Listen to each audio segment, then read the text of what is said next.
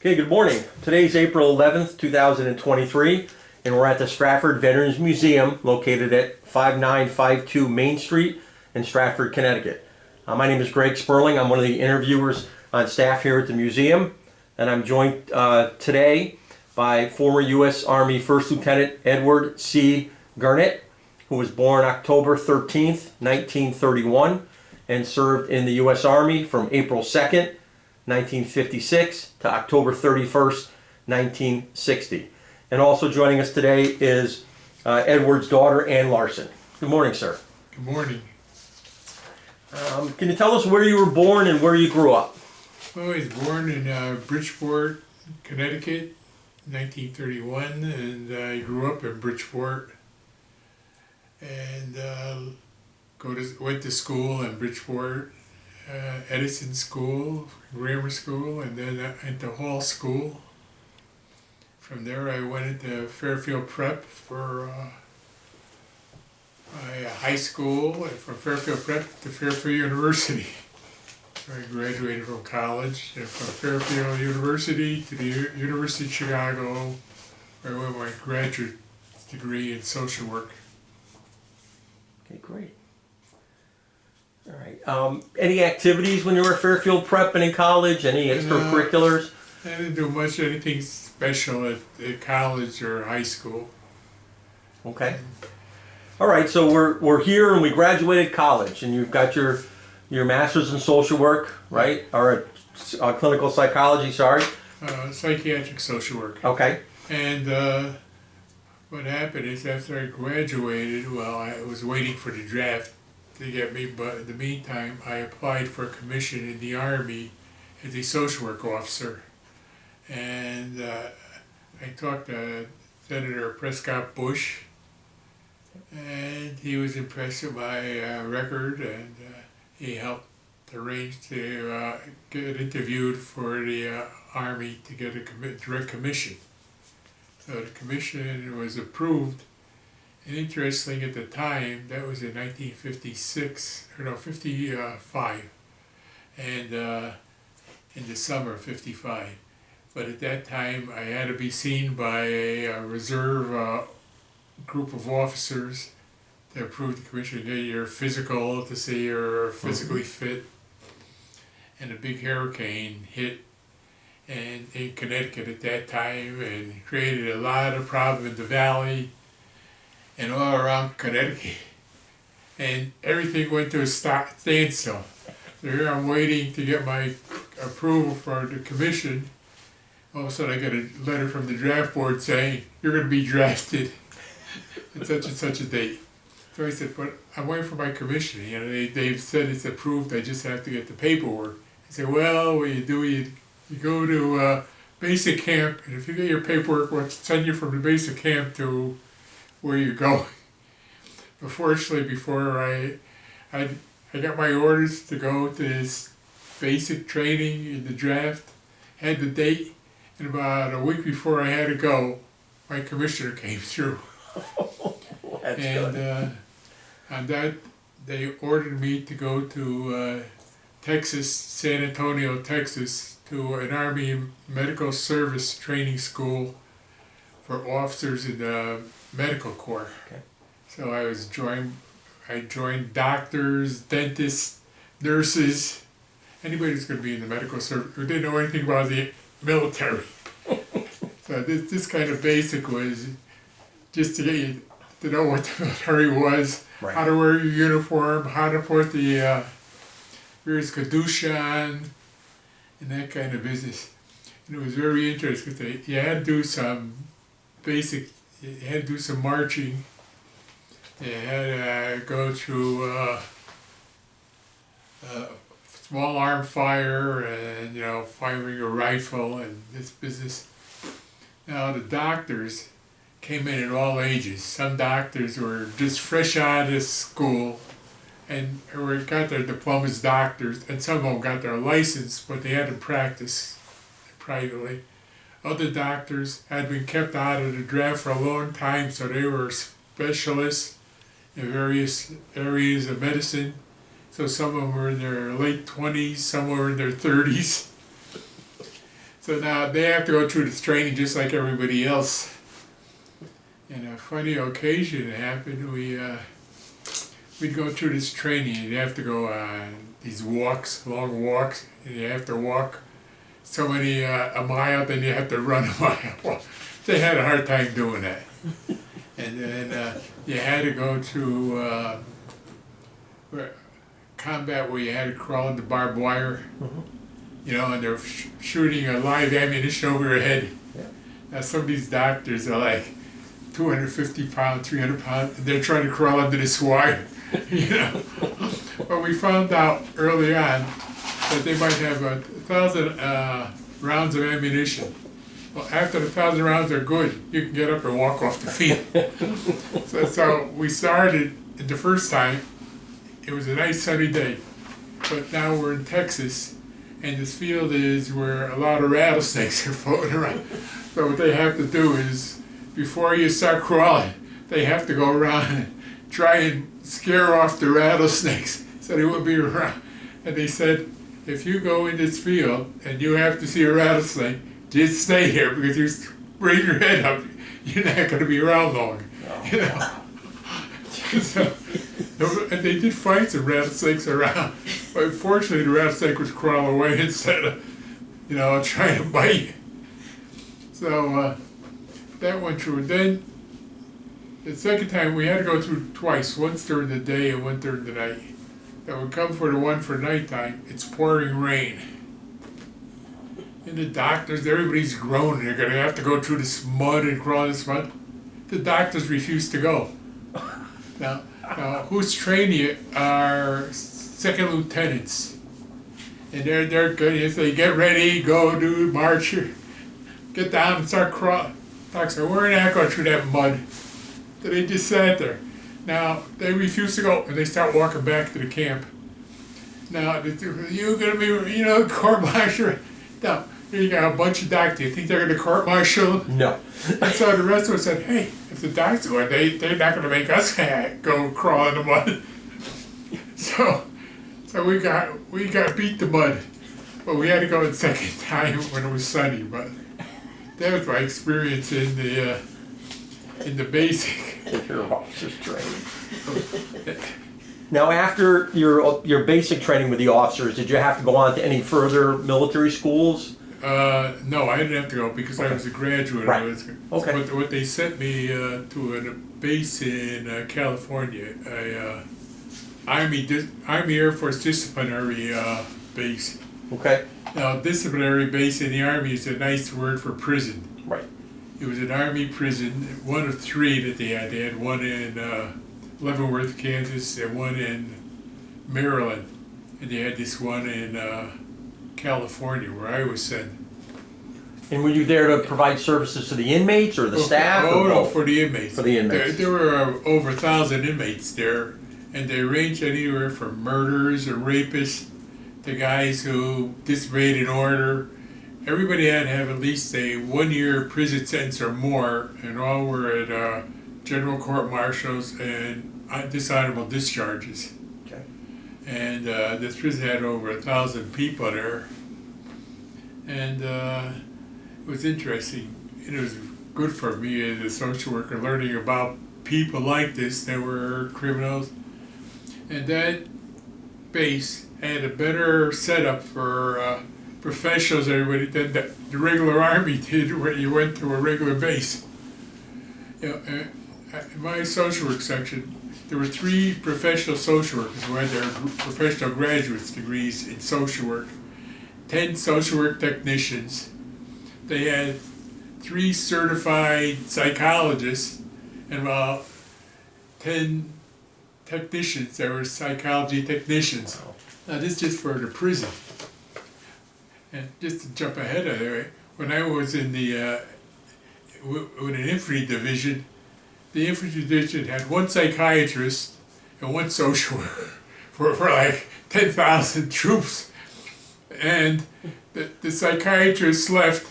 They didn't have anybody to replace him, so they just gave a brand new doctor who just came in the psychiatry position and me. And then he went, and then I was the whole The whole psychiatry section. section. Oh my lord. But anyhow, back to the prison. So the prison, we did all kinds of things like, saw the prisoners when they came in, and you gave them an assessment where they should be placed in the prison, because they had everything from, well, prisoners like might have been deserters or something, but not bad guys. And they'd put them in like a cell which was easy, open doors, they didn't worry about them escaping or anything. They might have a 1-year sentence and let them go. The people who had to be, they were pretty bad, they had to be locked up all the time, and more secure cells and stuff. So, most of the prisoners were there for 1 year. They had at least a year to life. So we had all levels of prison and all kinds. Like I said, we had robbers, rapists, murderers, and we had a lot of people with sex offenses. And in those days, if you were gay and you got caught, you got a sentence, and you got a pretty good one. Because they felt that gays in this military could create problems, disciplinary problems, plus also morale problem. If some guys that were straight were in this, and they have this gays guys trying to introduce them into, homosexuality and stuff. So they were very strict on homosexuals. Okay. And but the other prisoners, they ranged from one age to the other. We used to sit on disciplinary boards. If some prisoner did something wrong, you'd have to decide what their punishment might be, or whether they had to be thrown into the hole, which is the extreme disciplinary place, where we locked in a steel cell and with a solid door, and you got meals, but with no salt, no ingredients on it, just plain. They didn't have any benefits, they didn't have any TV, or they didn't have any books. They just had to lay in a cell all day by themselves. So they had that extreme. And sometimes if they slammed that solid metal door closed, after a couple of days, those guys used to cry just to be begged to get out. That it was so bad. And then they changed the rules so you couldn't close that door very often for humanitarian sakes. Okay. So then the other prisoner, I'd say, well, we were there, after I was there, I was 3 years at that facility.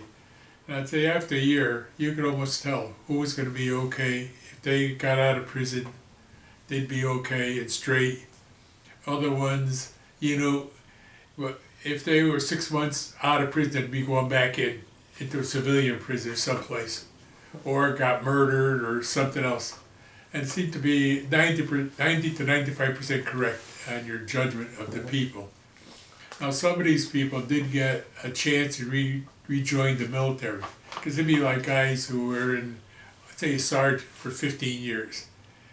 So he gets drunk one night and bangs up somebody else, breaks somebody's jaw or something. It might not have been a civilian, it might have been somebody else in the Army. Now he gets a couple of years. Now he's had 15 years of service, he's got all kinds of medals on his chest.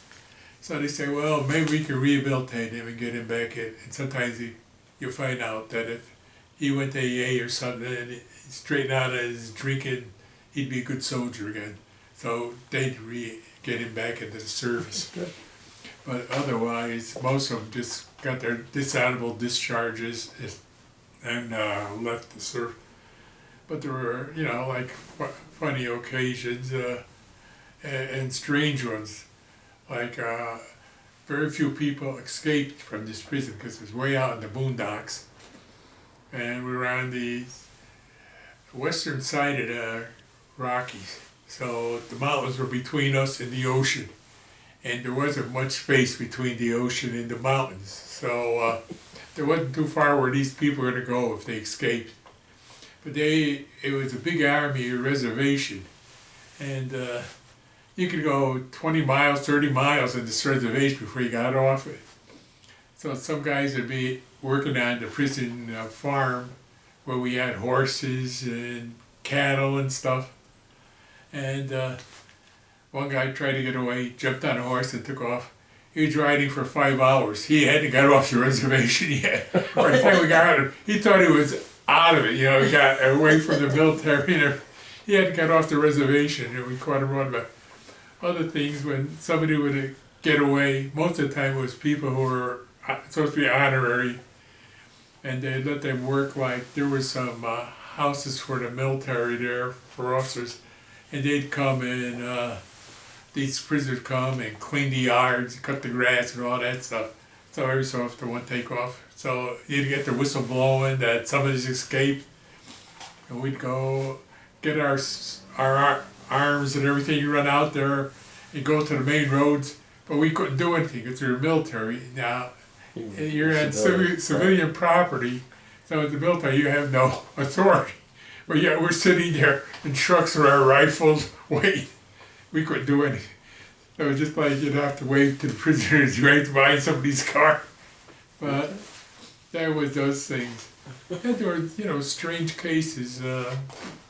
We had a soldier who was a drug addict, and he was a sergeant, and he was using his wife for his prostitute to make money for his drug addicts. He had a beautiful wife, nice kids, because I met the wife, and he was doing this to make money. You say, now how the heck can you get to somebody like this, that he's doing this to his wife? And there was another guy who was a safecracker, and half his life or more was in prisons.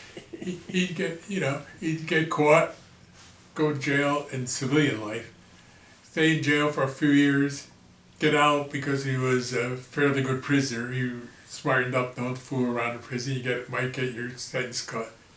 And somewhere along the line, they decided, some judge said, well, you go in the military and we'll straighten you out. Well, he goes in the military, follows up again, gets sent back to the prison. Now he wants to straighten out. And he was really going to try and straighten out. But one time I said, no, why do you keep doing this, And he tells me, how many fur coats have you bought for your girlfriend? How many Cadillacs have you had? So his pitch was, he'd come out and live like a king, and make money, drive a Cadillac, his wife, a nice wife, get her jewelry and stuff. Then he'd get thrown into jail. And now he finally decided he ought to straighten out. And we had a priest at the prison. He was an army officer too, from the religious. He hated these guys in the prison. So no matter how much you want to try and rehab these guys, he didn't want any bit of it. He said they were bad, they ought to get their prison sentences and all this, So this guy's trying to straighten out. He's going on a trip, AA and all this, because they had an AA program at the prison, which I was running at the time, and this priest kept breaking this guy down. Every time he was trying to do something good, he said, well, I want to go to religion, I want to do... The priest would give him a hard time. So, these are the kind of stories you had at the prison. Yeah. And the prison itself, let's say, it gave rehabilitation. They, in civilian prisons, and this prison was actually a maximum security prison, even though it didn't have the big walls. That's why it's called a moderate degree prison, because it doesn't have the thick walls like a prison would have for murders and stuff like that. It's civilian life. But we had so many troops around the prison. We still had the towers with the machine guns in them, and we had all kinds of troops there. So it was more troops there than anybody. They'd never be able to pay for this in civilian prison. Give you that much. And they had all these kind of programs. They had a garment shop that make suits for you. You know, you go in his office and say, well, I want to get a suit. You say, well, what kind of material you want? You tell them the kind of material, they'd get it. And they charge the prisoners that make this stuff, they'd be, their salary was a nickel an hour. And you get these suits, $100 suits, $200 suits, they'd make them right there in the prison for you. Then they had a mechanical shop where they made fixed cars. They trained the prisoners how to become mechanics. Mm-hmm. We had a boat factory. They built yachts. They used to come and get a yacht. All you had to do was read the plans. Wow. They built a yacht for you, and all you had to do was pay for the material, like that stuff. You'd have to pay for, you know, equipment on the yacht or the material for the yacht, and that was it. And they built it for you. You get these nice yachts get out of prison. Any dangerous situations for you while you were serving in the prison? No. No? There was nothing dangerous. The funny thing is, there was a similar prison that California built. It was like 50 miles away from our prison. So we went there to visit one time. Now in a civilian prison, you can't get a lot of stuff like we have in the military prison. Like, you can't build the yachts, you can't do the mechanic, because now you were taking away stuff from civilians, that these are jobs that civilians might want. So you weren't allowed to do this in the civilian prison. Mm-hmm. So all they could do is work on license plates. But outside that, they didn't have, and then they were option. If you wanted to work, you could work. If you wanted to sit on your butt, you could sit on your butt. You didn't have to do anything. So we're here with these officers walking down the aisle, and this guy's there, prisoner sitting on the ground, flicking their cigarettes at you, spitting at you. And the guard just walked by like it was nothing, you know. Now in the military prison, if you were an officer, you walked by, the prisoner had to turn his face to the wall while you walked by. You know, that's how strict it was. Yeah. That's always, you know, that was kind of funny. Right. And so your time is up at the prison. Yeah. Now, did you request orders, or the Army just said, hey, you're going? No, what happened was the head of the social work division in the Army came to the prison. So they have to get an officer to go to Korea. And I prefer to have a single officer rather than a married officer, because it's this hardship. Families couldn't go. This is about 3 or 4 years after the Korean War. And if, you know, it was tough on the families, especially if it was a young officer and he just got married or something. So he said, would you go? And if you go, when you come back on your return, we'll send you wherever you want to go, someplace you want to go in the States. So I said, oh, okay, I'll go. So I don't know if I should say this, but I'm going to go to Korea. And there's guys coming back from Korea at the base here in the prison, and they're saying, oh, you see these girls there. They're beautiful.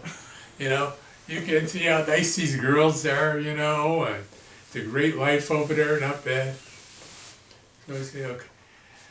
So we fly over to Korea, and I had to go to California, upstate, where the airport was at Fuyo, over to Korea. Flying over to Korea, we're over the middle of the ocean, and we hit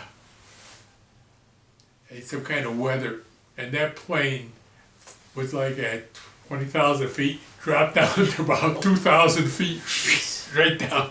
You know, everything plopped all over. So I said, geez, I didn't know we were going to make it. But we did make it.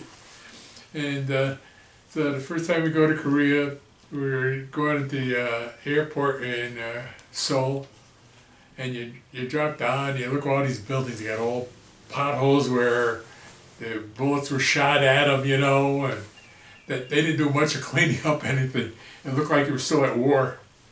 And you walk out, you see these Korean girls. These are supposed to be beautiful girls. I can't believe they're saying that's how nice it is here. You know, 6 months after you're there, these girls look pretty good. It's funny. It changed it. It just showed you, you know, on nature that what isn't so good. After a few years, they look good, okay, you know. But it's just human nature how it changes. But now, when I went to Korea, I was assigned to the 7th Infantry Division, 7th Medical Battalion, 7th Infantry Division, Camp Casey, Tangdushan, Korea. And it was a strange situation in Korea. The division, there were 2 divisions there, the 7th Infantry and the 1st Cavalry were at that time in Korea. And we had a portion of Korea and they had another portion of Korea, plus we had a few Korean divisions around with us. And you don't realize it, but at the time, after when the Korean War stopped, it stopped on an agreement to cease fire. So everybody stopped in place and ceased fire. So if the division stopped in Northern Korea, that became the property line now for South Korea. And if some of the North Koreans got into South Korea area, that was their property line for North Korea. So it was divided like that. But they never knew if the North Koreans were going to come over the hill any time, because there was no peace treaty. It was just a ceasefire. And I think it still is. There never was a peace treaty for Korea. And so we were on the line. The division was on the line. And everything was off limits. Where we were, you couldn't walk into town. And if you walk into town, you might get a court-martial because you weren't supposed to go in town. No socialization with the populace there. And where our 7th Infantry Division. 15 miles down the road, where our property line ended for the division, that was like working in the States. You worked 8 to 5 and went out. You could went into the city, you met people. Half of the guys there had girlfriends, you know, and we couldn't do anything. You walked out that property line at your base and you were in trouble. And one time, our commanding officer for our medical test, go into. I got an agreement that you can go into village just to walk around and look and see how it is in a Korean village. So we get out there, walk around. All of a sudden, we see these state police come trying. Say, what are you doing here? I say, oh, we got permission to come. You don't have permission. Get back. They give us warnings because we went over the line and we weren't supposed to do it. So we were in a real strict area. Okay. And so it was just strange to be in one area where everybody's going out and doing everything like it's in the States, and you're in this base and you can't get out the base. And to make it worse, they're cutting back on all the military in the States, the budget and everything. So the budget for the division gets cut. We don't have gasoline, so if you're gotta go to the PX, you're gonna have to walk a couple of miles because they don't have gasoline to drive you around the buses or anything.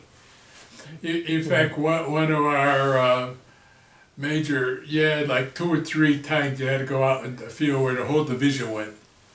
And they had to cancel on them because they didn't have enough gasoline to go out there and do the training. Yeah, it's a interesting thing you find when you're in the service.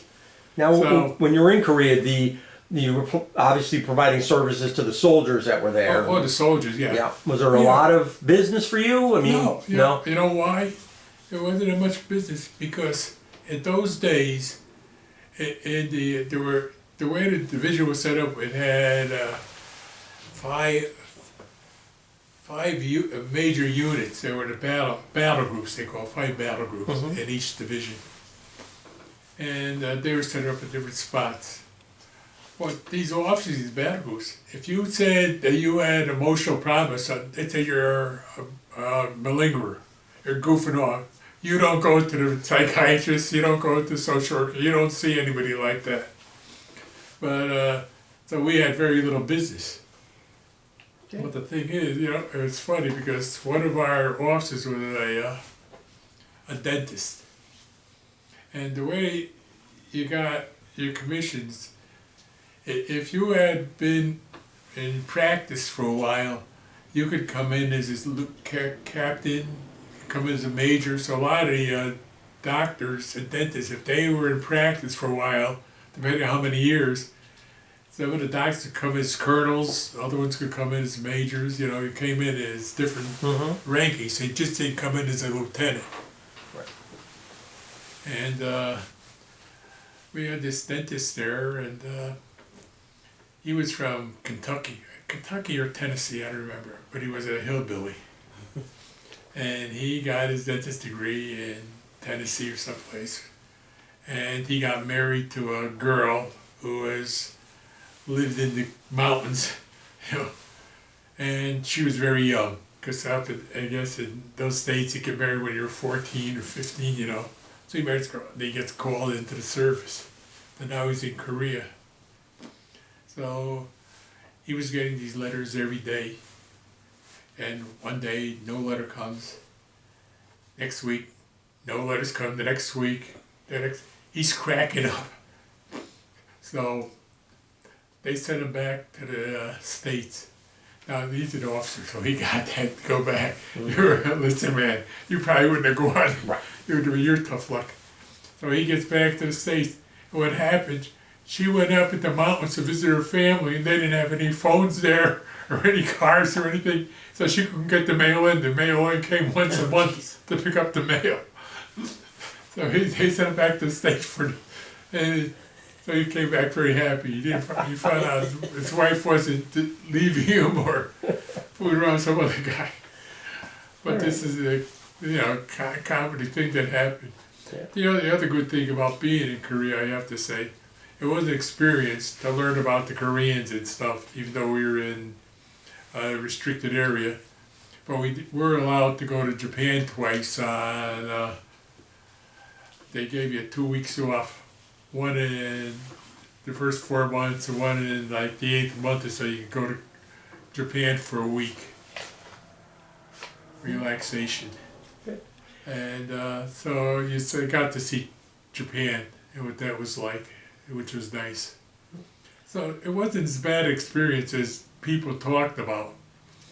But in a way, it's good I was in the division because, and I got to tell you, the best people in the divisions were the single guys. The guys who were married were going bananas. They didn't know if their wife was going to be leaving them in the States or they liked having a woman around, and they were the worst. But the single guys were the best. If they had girlfriends, I think they were worried that if they were going to fool around in Korea, you didn't know what their girlfriend was doing back in the States, so they played it straight. But the funny guys, we'd go in, we'd have like a week, sometimes a pass to go into Korea, the southern part where it was free to go. And you go there, and you see guys, these guys there, they didn't stay on the base. They'd get a girlfriend, and they'd stay with their girlfriend. They'd be like a wife to them. And when they were leaving Korea, a lot of them were nervous wrecks because they were leaving these girls back in Korea. Now, they might have had wives in the States, but they wanted these girls here in Korea. And you see, they wouldn't know how to do anything in the United States because Korea in that day was a backward country. I mean, they didn't have any running water. You had to go to a well and get the water. They didn't have any toilet facilities. You had to go to an outhouse if you even had that. Or you went on a honey bucket, which they used for fertilizer in the fields. Mm-hmm. But they didn't have any of the amenities that you would have in the States. Now the Japanese, everything was in miniature size, but they had everything that you'd have in the States. Televisions, electric stoves, and running water and everything. They were living the same style as the Westerners, but on a smaller level. So your time's coming up in Korea, and you have this promise to go to any duty station or go anywhere you want, according to the... So what happens is, I get my orders to go to Korea, to go out. So I said I told the commanding officer at the time, I'd like the East Coast, because I'd been in California, now I'm in Korea. I'd like someplace on the East Coast. And I met your mother just before I went to Korea, and we were corresponding. So I wanted to go to the East Coast. So I get my first orders to go about 2 months before I'm leaving Korea, and I'm going to go to Walter Reed Army Hospital. Hey, that's great. East Coast, not too far away. A month later, change of orders. You're going to Pennsylvania, Cumberland, Pennsylvania. There's an Army hospital there. That's where you're going to go. Forget Walter Reed. A month later, change of orders. You're going to Simmons Hospital in Denver, Colorado. So that's how I ended up in Denver, Colorado. That was the last story. But what happened was, the guy who was in charge of our division got transferred. He was out, and they had a new commander in our division. He didn't have any promises to me. So I ended up in Denver, Colorado. But hey, this is the Army. You don't know where the heck you're going to go. And then your mother wasn't too eager to go be an Army wife. So I ended up leaving the service and came home, got married, and stayed in Stratford. All right. And what did you do when you came home? Obviously, you have your degree and your experience I came now. home, and I didn't know where I wanted to stay. I didn't know if I wanted to stay in the East Coast after I got married, or go to the West Coast, wherever there might be better salaries and stuff, or California. Because I'd been in California and liked California at that time. It wasn't like it is today.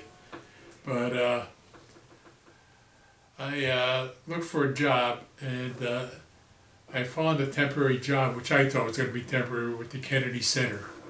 Now, the Kennedy Center handled retarded people. At that time, they called it retarded, right. disabled people.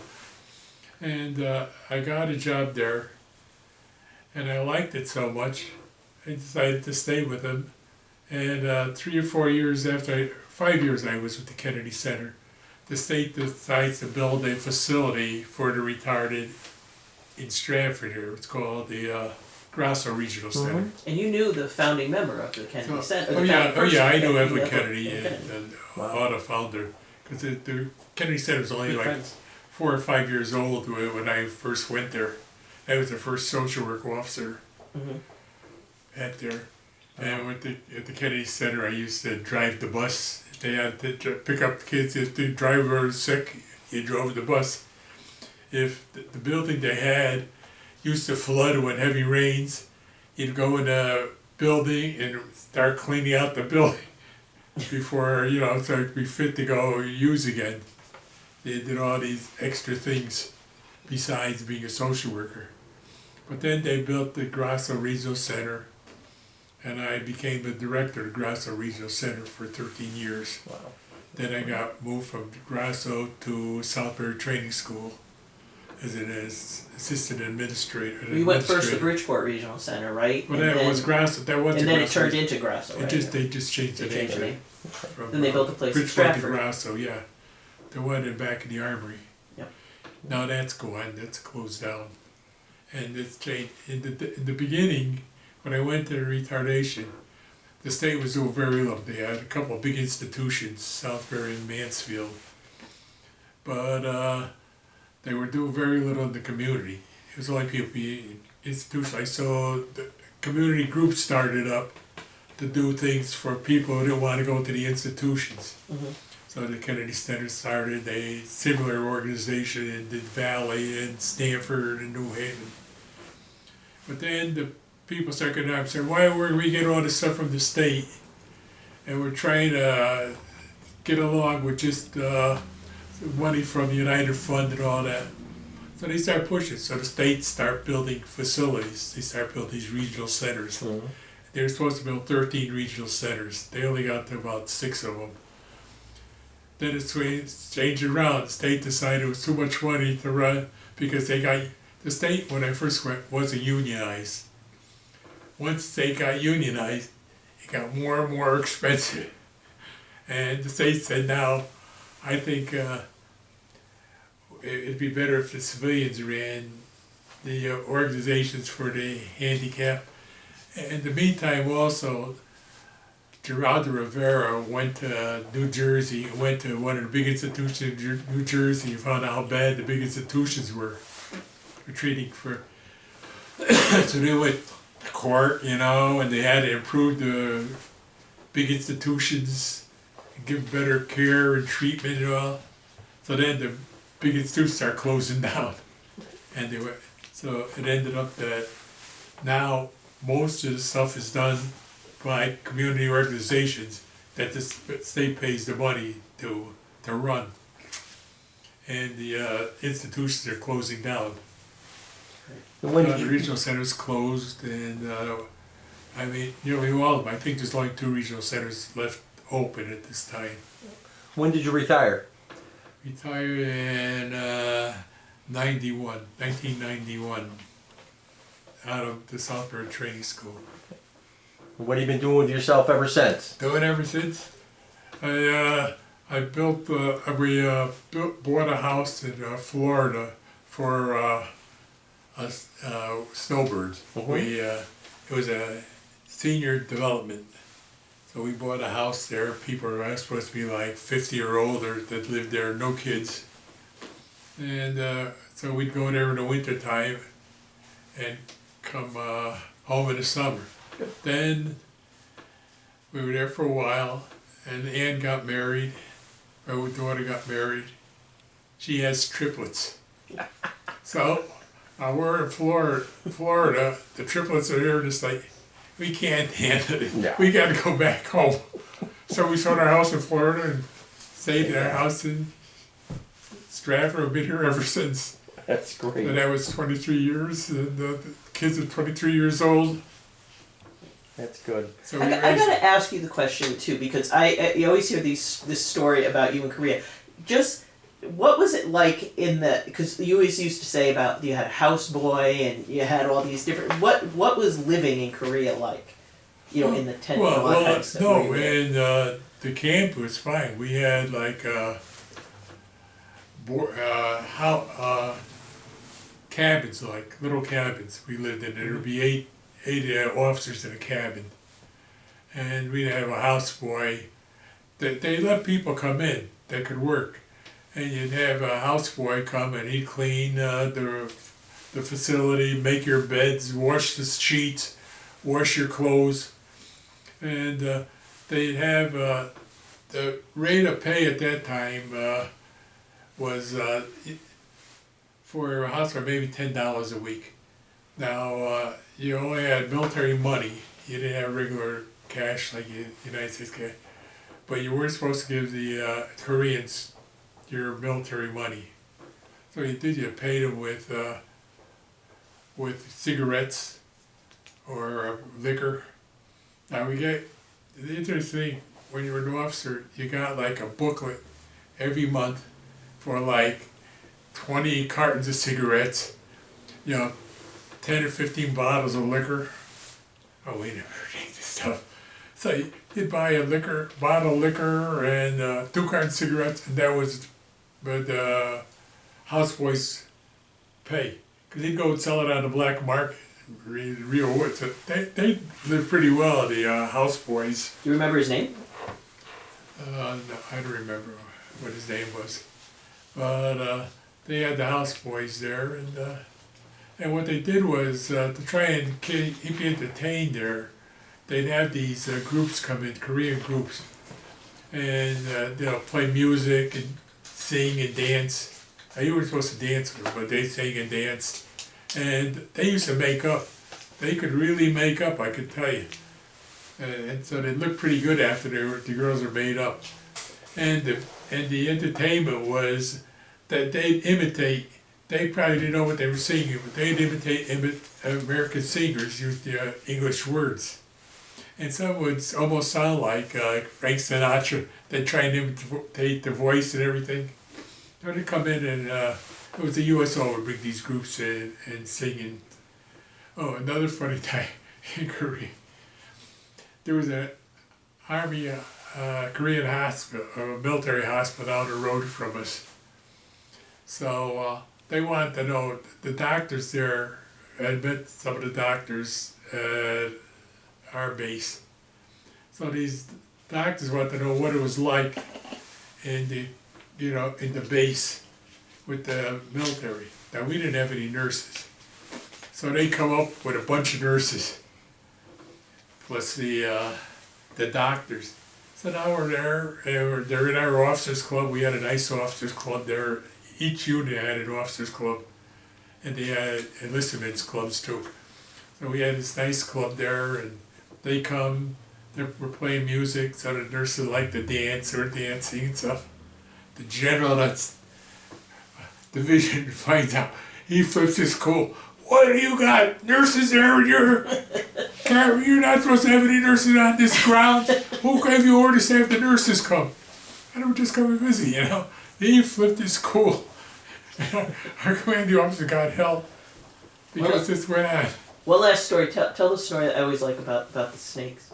About the what? The snakes. Oh, yeah. We used to sit, our unit was up on the side of a mountain, and there was a path on the other side of our fence, and people used to walk down the hills, and they'd be carrying snakes in because they ate the snakes, Mm-hmm. And they used to see them carry.